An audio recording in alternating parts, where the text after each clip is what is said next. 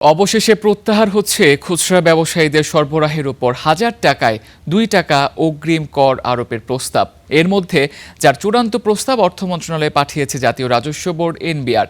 দেশে কর জাল সম্প্রসারণের অংশ হিসেবে ২০২৬-২৭ অর্থ বছরের বাজেটে প্রথমবারের মতো খুচরা ব্যবসায়ীদের করের আওতায় আনার প্রস্তাব করা হয়।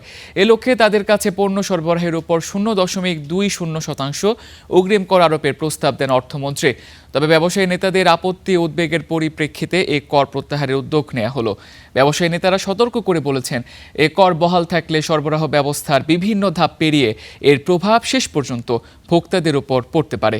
তাদের মতে অতিরিক্ত করের চাপ সামাল দিতে খুচরা বিক্রেতারা পণ্যের মূল্যের সঙ্গে করের অর্থ যোগ করবেন। ফলে নিত্য প্রয়োজনীয় পণ্য, ওষুধ সহ বিভিন্ন পণ্যের দাম বেড়ে যাওয়ার আশঙ্কা রয়েছে। পাশাপাশি ছোট ব্যবসায়ীদের উপরও অতিরিক্ত আর্থিক চাপ সৃষ্টি হতে পারে।